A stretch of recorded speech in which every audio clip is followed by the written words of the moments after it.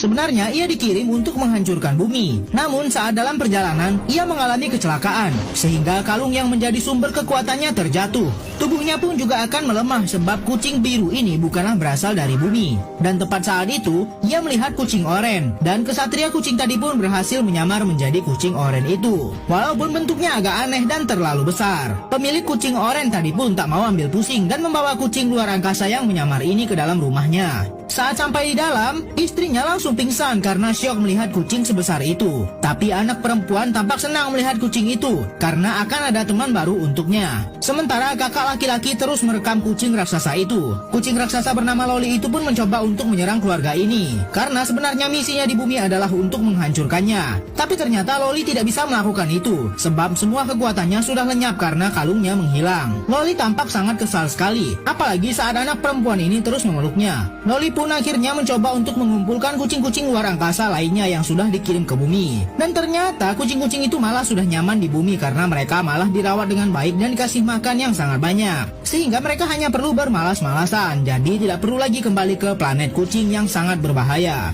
Melihat ini semua, Loli pun tampak semakin kesal dan malah tekadnya untuk menghancurkan bumi semakin besar. Kucing oren tak tahu diri ini mencoba untuk menyerang majikannya. Loli sudah mempersiapkan cakarnya yang besar dan tajam itu, tapi nyalinya menciut saat melihat wajah majikannya yang masih muda dan sangat polos. Loli pun malah jadi nggak tega untuk menyerang anak ini. Bahkan kini Loli malah disuruh tidur sama majikannya. Akhirnya Loli pun memilih menunda dulu melakukan penyerangan. Keesokan paginya Loli terus dibuat kesal oleh majikannya karena terus-terusan dipeluk. Bahkan saat sang ayah akan memberikannya makan, Loli malah membuang makanan itu. Benar-benar kucing oren tak tahu diri. Karena semua makanan yang ada tidak mau dimakan oleh Loli, akhirnya keluarga ini pun pergi ke pasar untuk mencari makanan lainnya. Tapi saat pulang, mereka sangat kaget melihat rumah mereka sudah hancur berantakan. Ternyata itu ulah Loli yang sedang mencari kalungnya. Awalnya Loli hampir saja kena gorok sama sang ibu. Tapi saat mereka membereskan rumah, mereka malah menemukan barang-barang mereka yang sudah lama hilang dan mereka cari-cari selama ini.